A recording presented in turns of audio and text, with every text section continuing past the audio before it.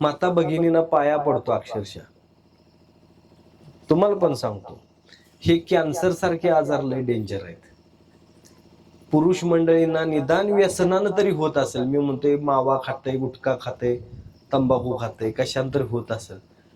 माझी माता भगिनी काय करते? ती दारू पित नाही, मावा खात नाही, गुटखा खात नाही. काय होते? पण पुरुषांपेक्षा जास्त महिलांच्या मध्ये कॅन्सरचं प्रमाण जास्त आहे. स्तनाचा कॅन्सर, घशाचा कॅन्सर, गर्भाशयात कॅन्सर, आता महिलांना योनी मार्गात सुद्धा कॅन्सर व्हायला लागलेला आहे. पाया पडतो माय बापू, पाया पडतो माता भगिनींनो, तुमच्या पाया पडतो. आरोग्य सांभाळा. हे काय झाले माहिती का? हे झोप नीट घेत नाहीत बघा, त्यांना जास्त करून त्रास होतोय. महिलांच्या मध्ये आधीच हीट जास्त असते, उष्णतेचं प्रमाण जास्त असते. त्यात जर तुमचं खाणं वेळेत नसेल, व्यवस्थित औषधं दिलीत का नाही, ही औषधं वेळेत गजर लावून औषधं खातील, पण वेळेत जेवा म्हणलं की जेवत नाहीत. व्यायामाचा अभाव, विचारांची वाढ. पूर्वी विचार कमी होते महिलांचे, आता विचार जास्त झालेले आहेत. जणू काही जगाच्या सगळ्या टेन्शनचा बोजा हिच्या डोक्यावर दिलाय आणि हल्ल्यावर ही पडतोय का काय, अशा आविर्भावात असतात बघा. ही पाया पडतो, तुम्ही किती टेन्शन घ्या, जोपर्यंत ह्याच्या मनात येत नाही तोपर्यंत तो दारू सोडत नाही.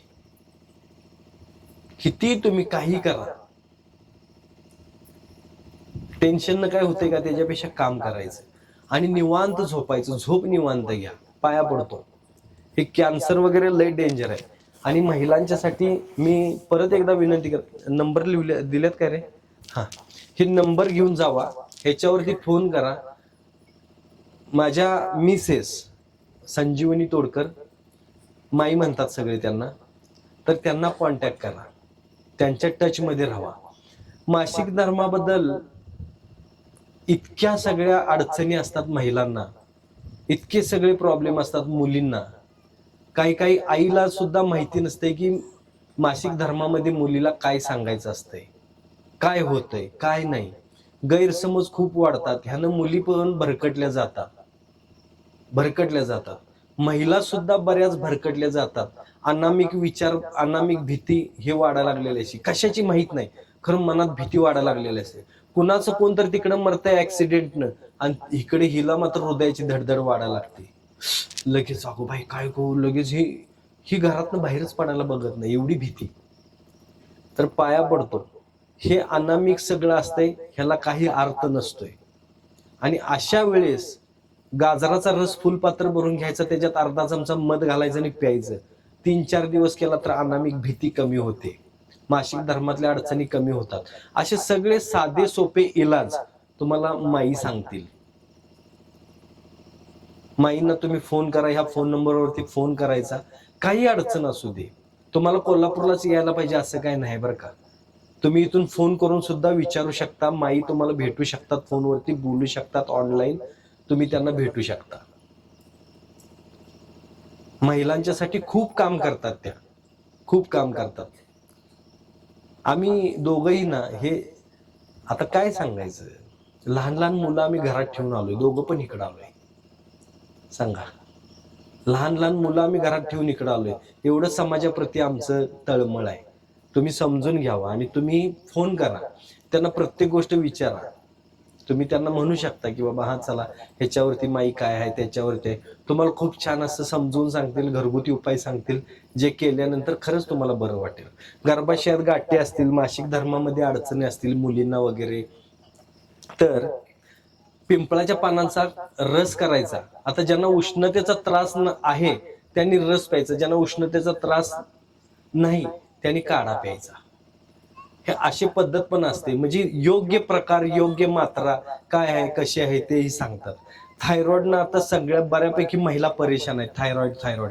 थायरॉइडचं लक्षण सांगा बरं. कोण म्हणणार वजन वाढतंय, लुकड्या बायकांना पण थायरॉइड आहे. मग तो वेगळ्या प्रकारचा थायरॉइड, हा वेगळ्या प्रकारचा थायरॉइड. म्हणजे ते कसं आहे माहिती आहे, पुण्याच्या एका मित्रासारखा कार्यक्रम आहे. पुण्याचा एक मित्र होता, त्याच्याकडे लातूरचा मित्र गेला. लातूरचा मित्र म्हणला, काय बाबा? म्हणला काय? तर काय नाही, कुठं आहेस? तर म्हणला स्टँडवर आहे. पुण्याचा मित्र काय म्हणला, बर कशाने येणार आहेस तू? टॅक्सी करणार आहेस का बसने येणार? ते म्हणला तू टॅक्सीनेच येणार. मग ते ओला करणार का बाकीची तुझी प्रायव्हेट टॅक्सी करणार? ते म्हणला राहू दे, टॅक्सीने यायचं, मी इथंच थांबतो, तू मला न्यायला ये. घ्यायला आला. आल्यावर म्हणला काय करणार, जेवणार का चहा घेणार? ते म्हणला जेवणार. व्हेज खाणार का नॉन व्हेज खाणार? लातूरचा मित्र म्हणला नॉन व्हेज खाणार. ते म्हणला बोकडाचं खाणार का? म्हणला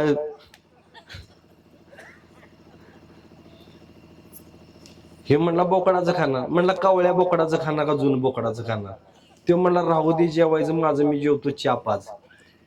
म्हणला चहा आमच्या इथं दोन आहे, गुळाचा आहे आणि म्हणला साखरेचा आहे, कुठला पिणार? हे म्हणला गुळाचा पिणार. ते म्हणला त्यात बी दोन प्रकार आहेत. म्हणला गुळाच्या मध्ये म्हणला म्हशीच्या दुधाचा आहे आणि गाईच्या दुधाचा आहे. तुझा चहा पोचला मला. म्हणला जायची इष्टी सांग मला.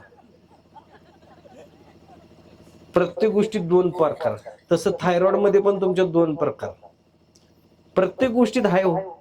कोलेस्ट्रॉल मध्ये सुद्धा good cholesterol, bad cholesterol.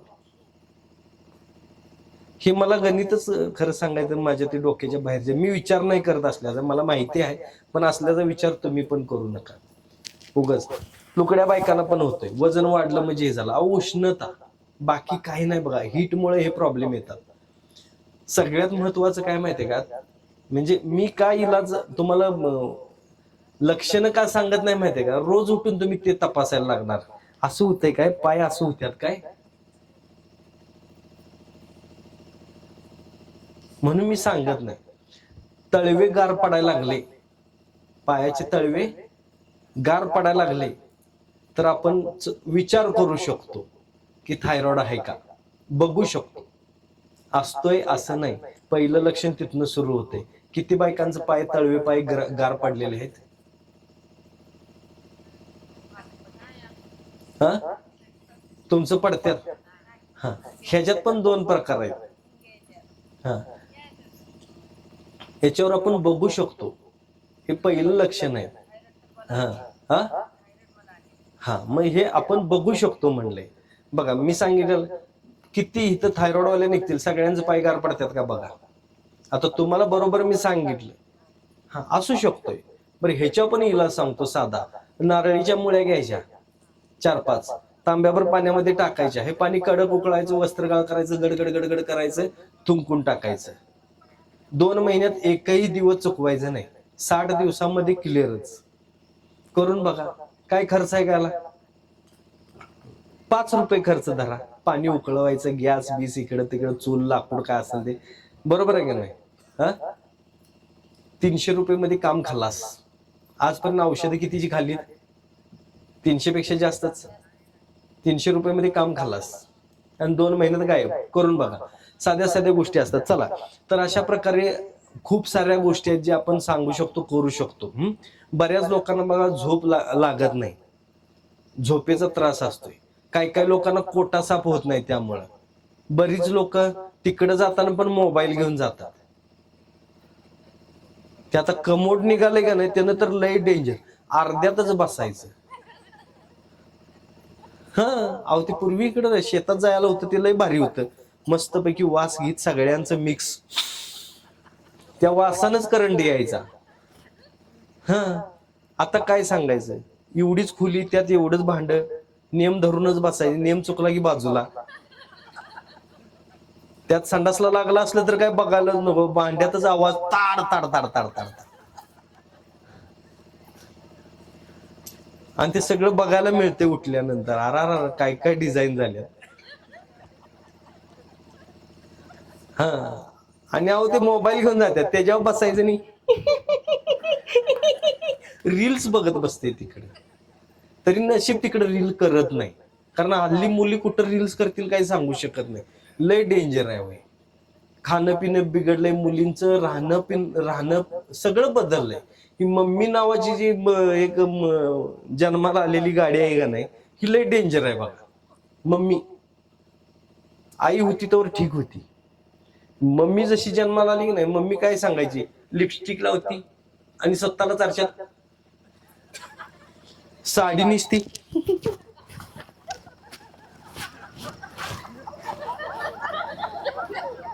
Mobile लगेच काढती.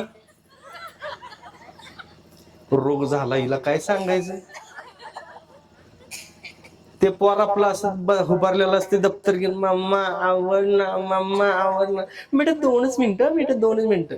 सिटी मध्ये लय बोंबा बोंबा आहे, काय सांगायचं. हे अपार्टमेंटच्या चौकात डुप्लिकेट ग्रास, त्याच्यावर प्लास्टिकची घसरगुंडी, त्याच्यावर ते बबू ठेवायचं, बारकं बबू, आणि म्हणजे बबू पडशील, हो बबू पडशील, बबू पडशील, हळू हळू हळू. तेवढ्यावनं बबू पडतोय. बरोबर, बबूला एवढं लागलं की बबूला दवाखाना, बबूचा पाय प्लॅस्टर मध्ये, इजा बबू वाकडा. ही नवऱ्याला बी बबू म्हणती, पोराला बिन बबू म्हणती. किचन मध्ये हाक मारले की नाही, बबू, 2 बबू पळत येते, छोटा बबू, मोठा बबू.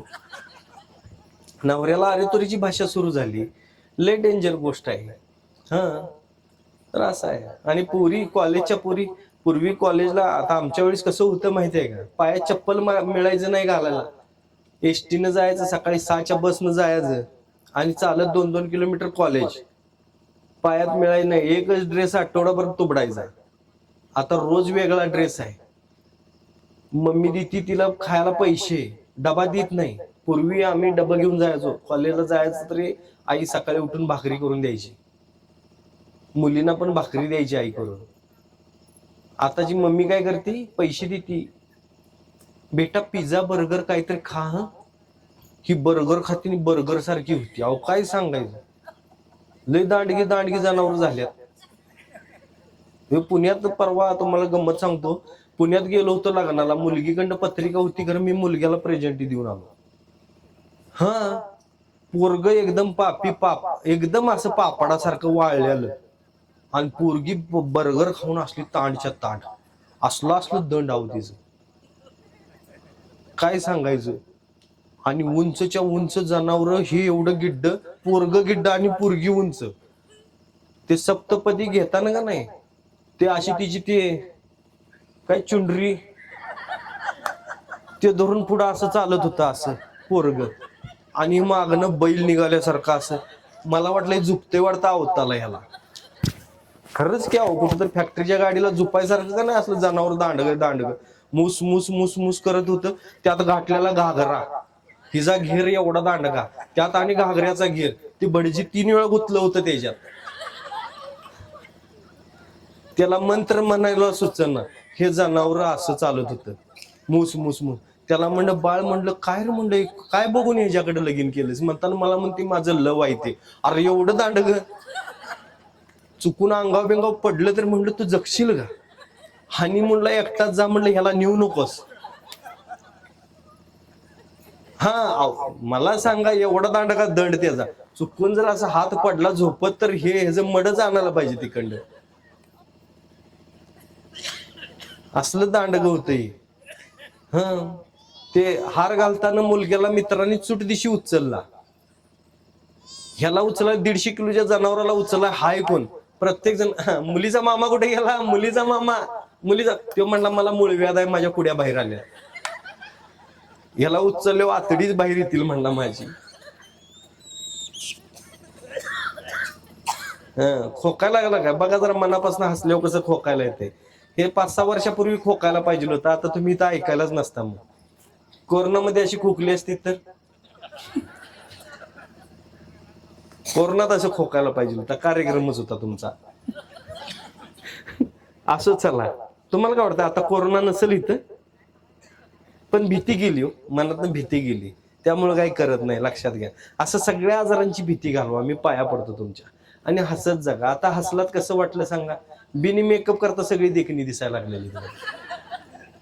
नाहीतर एक जण पार्लर मध्ये जाऊन आलं तरी किर्यानिष्ठ तोंड दिसतंय, तोंडावर हसायचं नाही. आणि त्या पार्लरवालीने सांगितलं असतं, लय हसू नको, नाहीतर चिरा पडतील, त्याला बेगा पडतील. हे जो उप्याला पाणी पाजायला पाहिजे मला वाटतं, काय सांगायचं. मग हसत नाही, हसली तरी समोरच्याचा गैरसमजच. अहो होय, समोरच्याचा गैरसमज होण्यासारखं ती मेकअप वाले हसतात. वाटते काय देती का काय कुणास ठाऊक.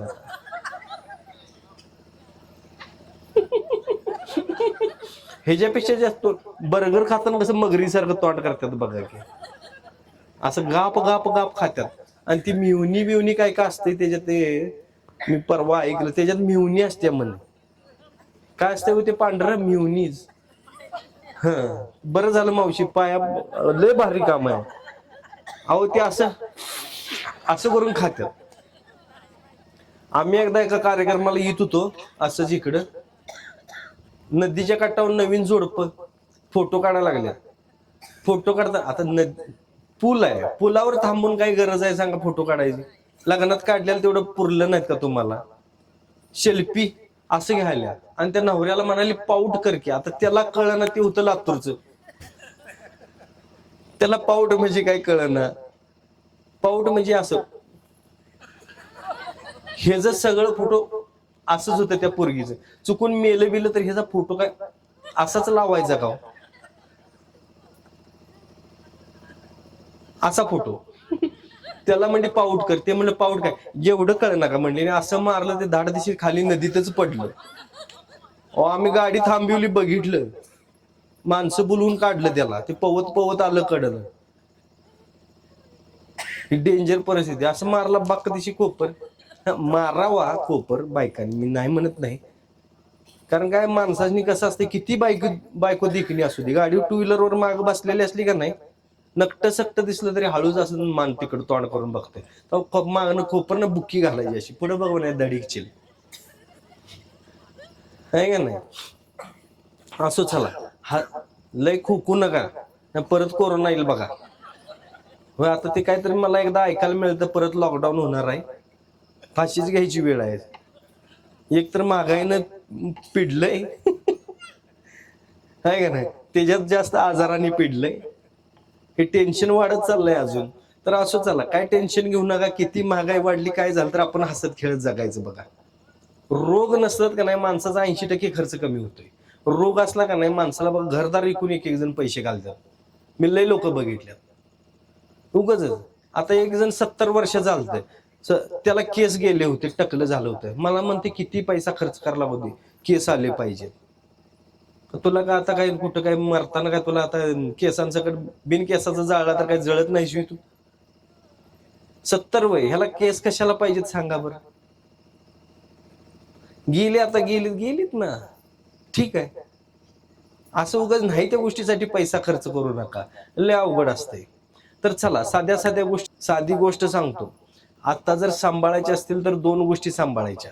पहिली गोष्ट, डोळे सांभाळायचे. कारण काय झालंय, हे लय वाढलंय, मोबाईल बघत बसायचं. आज मला वाटतं 95% लोकांच्याकडे मोबाईल आहे, लहान मुलं सोडली तर सगळ्यांच्याकडे. घरात एकेकाकडे तर 2-2, 3-3 मोबाईल आहेत. मोबाईल मध्ये तोंड घालतंय, त्यातनं काढतंय, टीव्हीत तोंड घालतंय, टीव्हीतनं तोंड काढतंय, मोबाईल मध्ये घालतंय. बायकोकडे कवा बघतंय कुणास ठाऊक.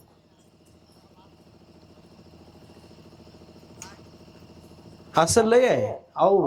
पुण्या मुंबई सारख्या ठिकाणी तर लय डेंजर परिस्थिती आहे बरं का. हे IT क्षेत्रात काम करणारी माणसं आहेत ना, सदा नि कदा लॅपटॉप मध्ये तोंड घालते.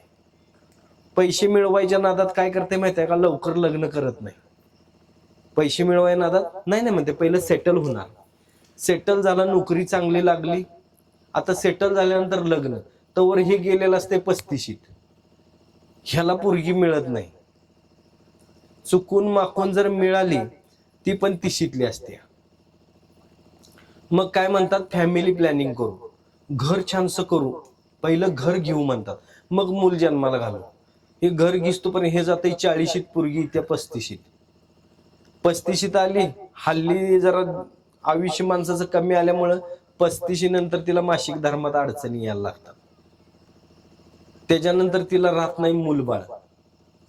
मग आमच्यासारख्याचं पाय धरायचं आणि काय म्हणायचं, काय पण करा, किती पैसे लागू द्या, सगळं तिकडं मिळवलेलं आमच्यासारख्याला देतात. काय म्हणायचंय तुम्हाला, द्याव धर्म बुवा बाजी, द्याव धर्म बुवा बाजी, करणी धरणी, डॉक्टर, हॉस्पिटल सगळं करून बसतात आणि मिळवलेला सगळा पैसा घालतात आणि त्यातनं एखादं बाळ जन्माला घालतात ते बी रोगीट निघतंय. हे लक्षात घ्या. म्हणून पाया पडतो की कसं आहे, मला असं वाटतं की भारत देश खरंच भक्कम व्हावा, मजबूत व्हावा, निरोगी राहावा. आणि निरोगी राहावं असं वाटत असेल तर मुला मुलींनी वेळेत लग्न करावं, सेटल होण्यासारखं, घर घेण्यासारखं. माझं लग्न झालं त्यावेळेस माझ्याकडे काहीच नव्हतं. मग मी काय तसंच ठेवलं का बायका पोरासनी? जबाबदारी पडल्यानंतर म्हणजे जेव्हा जू खांद्यावर ठेवते का नाही तेव्हाच बैल वजतय. आधी वाजवायचं आणि मग जू ठेवायचं असं कवा आहे का? तुम्ही खेडेगावातली माणसं आहे सांगा, बैल वाजणार का वा? ते सरळ मार्गाने चालणार का वा? त्याच्या खांद्यावर जू ठेवला तर, म्हणजे त्याच्या खांद्यावर जबाबदारी दिली तरच ते चालणार की नाही. मग कशाला उगाच तुम्ही विचार करत बसताय सेटल व्हायचा? आयुष्यभर गाडा वाढायचाच आहे संसाराचा. जू पहिला घे खांद्यावरती. ही उलटी गंगा सगळी असत्या. आधी वाजायचं आणि मग जू खांद्यावर घ्यायचं. वाजलाच कशानं मग तू? काही नाही, काही उपयोग होत नाही अशा गोष्टींचा. उलटी गंगा करू नका. लग्न वेळेत झालं, मुलं व्यवस्थित होतात, भक्कम मुलं असतात.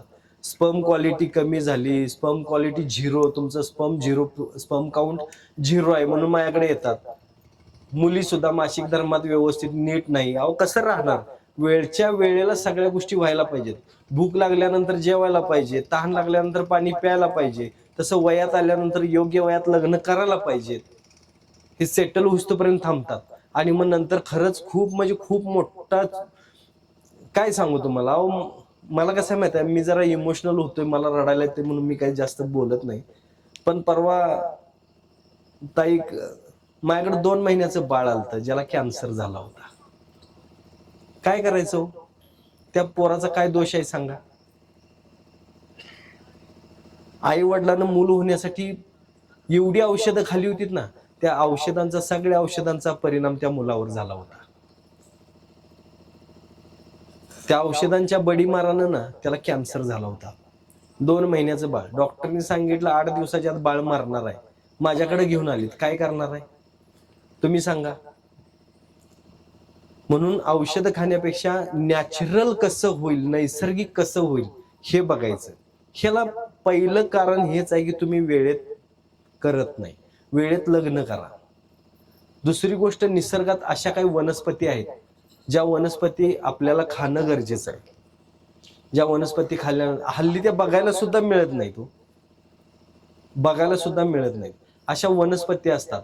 ह्या सगळ्यांची माहिती हवी असेल तर तुम्ही, कारण कसं आहे, या गोष्टीवरती मी जास्त बोलू शकत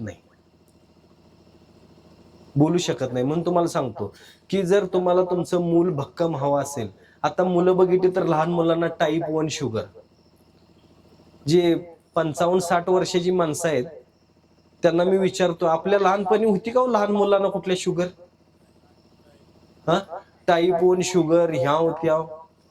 शाळेत आपण प्रार्थनेला उभा राहायचं, चक्कर येऊन जर पडलं कोण बघत होतं का त्याच्याकडे? सर मास्तर म्हणा, अरे पडलं बघ, घे त्याला, चल न्यायचं, सावलीत न्यायचं, जरा बसवायचं, पाणी पाजायचं, झालं.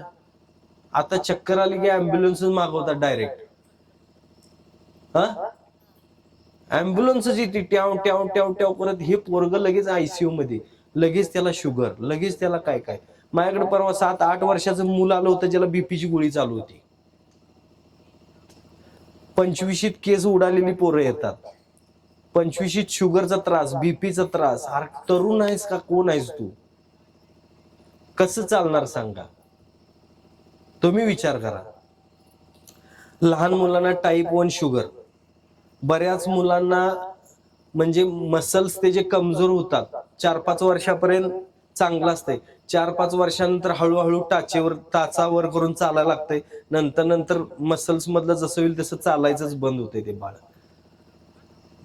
चालायचं बंद होतंय, बेडवरती झोपून 18-19 वर्षापर्यंत जगतंय, मरून जातंय. काय उपयोग आहे सांगा? पागल मुलं जन्माला यायला लागल्यात, पागल, कम्प्लीट हायपर मुलं जन्माला यायला लागल्यात. हे कुठेतरी थांबायला पाहिजे.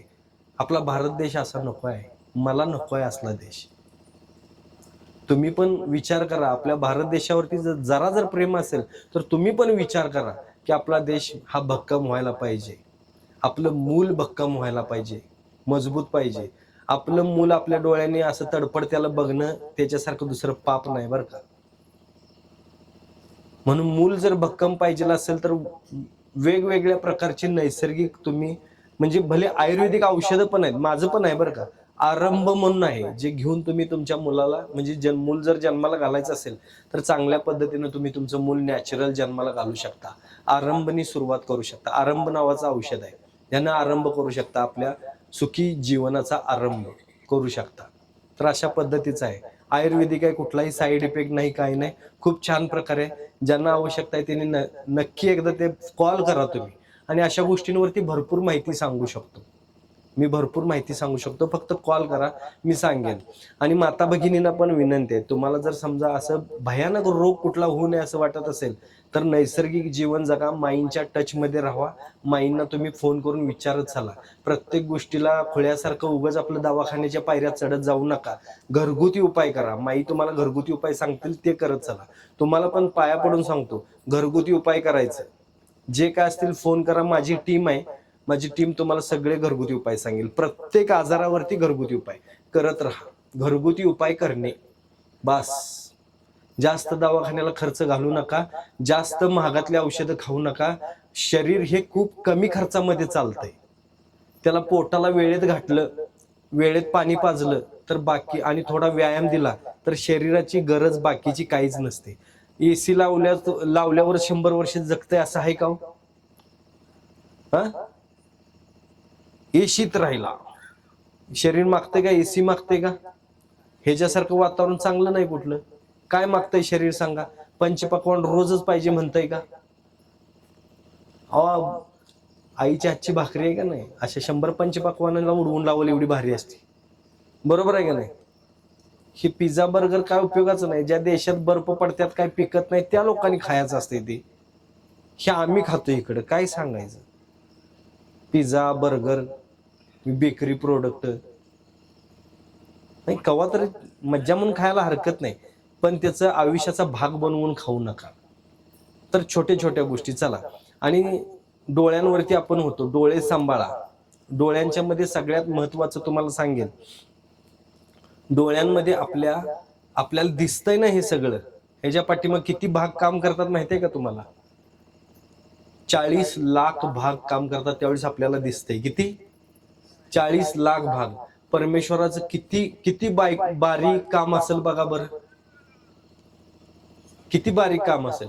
कुठं डोळा तयार होणारी फॅक्टरी आहे का आजपर्यंत? हृदय तयार होणारी? आम्ही लय शान आहे, काय सांगायचं. मेल्यानंतर सुद्धा जिवंत राहते माहितीये का हृदय? म्हणून मेलेल्या माणसाचं हृदय काढून दुसऱ्या माणसाला घालतात, हे तर माहितीये. मग त्याला अटॅक आला म्हणून कशाला तुम्ही उगाच लागताय काय करायला? हा, मेल्यानंतर ही जे जिवंत राहते त्याच्यावरती तुम्ही शंका घेताय. ब्लॉकेजेस आहेत का, ते बंद पडलं तर हे अरे तो आधी मरतोच मग हृदय मरतय, त्याच्यावर शंका घेऊ नका. तर चला, साधी साधी गोष्ट सांगतो. 40 लाख भाग काम करतात. वेगवेगळ्या वनस्पती आहेत ज्या डोळ्यांमध्ये, आपण संत्र्याची साल घ्यायची, पाण्यामध्ये टाकायची, उकळवायची, वस्त्रगाळ करून घ्यायचं, तुरटीचा फेरा मारायचा आणि डोळ्यात 2-2 थेंब टाकायचे. काचबिंदू मोतीबिंदू होऊ नये किंवा आपल्याला चकचकीत दिसावं असं वाटत असेल तर किमान महिन्यातून एकदा तरी ही गोष्ट करत चला. खूप छान प्रकारे याचा फायदा होऊन जातो. अगदीच काय वाटलं तर दृष्टीबल म्हणून आहे, तोडकर संजीवनीचं दृष्टीबल. हे घेतल्यानंतर मोबाईल वापरा, टीव्ही बघा, काय वाटेल ते करा, तुम्हाला कुठल्याही प्रकारचा त्रास होणार नाही.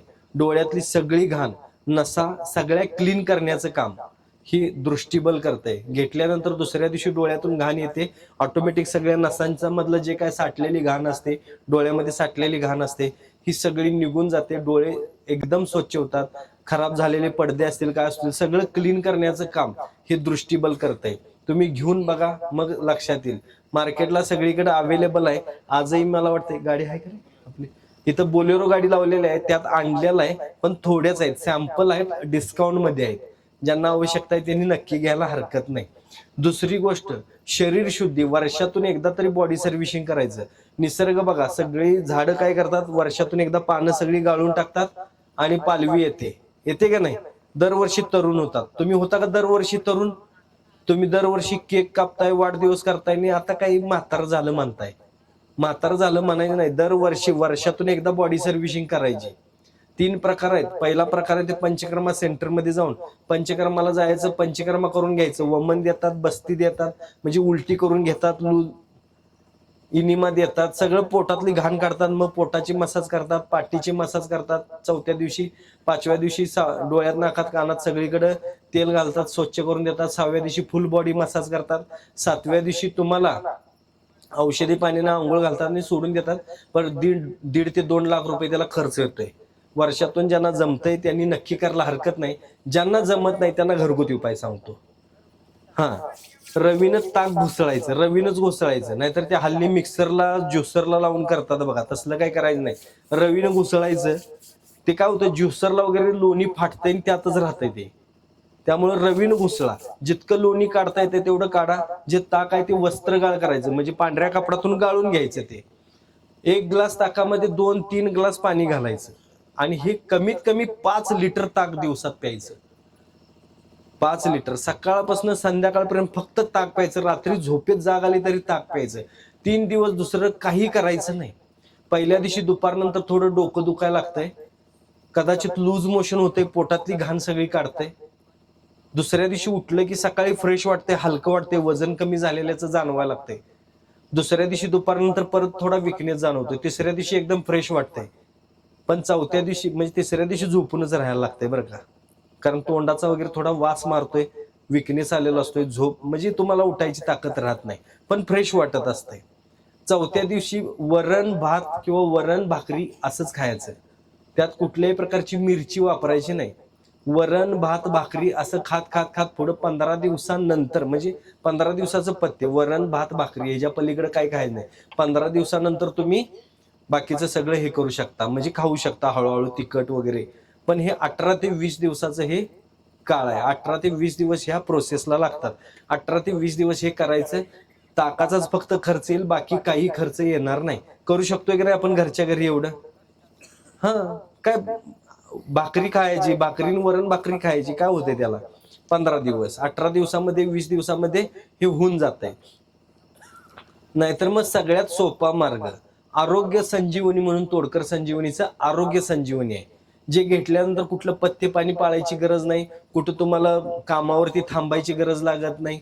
कुठलीही गोष्ट असू दे, तुम्ही रेग्युलर काम करत, तुमचं सगळं करत, दिवसभर फुल एनर्जी राहून सुद्धा तुम्हाला ते बॉडी सर्व्हिसिंग करता येतं. सकाळी 20 ml घ्यायचं आहे, कोमट पाण्यात ते घालायचं. त्याच्यासोबत एक पावडर देतोय, ती फ्रीमध्ये आहे, ती सुद्धा त्यात मिक्स करायची. पावडर आणि लिक्विड 1 ग्लास पाण्याबरोबर प्यायचं. दुसऱ्या किंवा तिसऱ्या दिवसापासून कोटा साफ व्हायला लागतो, ज्यामध्ये म्हणजे एकदाच विदाऊट प्रेशर 1 स्ट्रोक मध्ये कोटा साफ. ब्लॅकेज ब्राउनिश कलरचं सगळं मोशन निघून जातंय, ज्यामधून तुमचं बटाट्याची सालं, टोमॅटोची सालं, पोट एवढं मोठं दिसते, म्हणजे सगळी चरबी नसते, आत आतडी फुगलेले असतात, नळ फुगलेले असतात. हे सगळं क्लीन करण्याचं काम,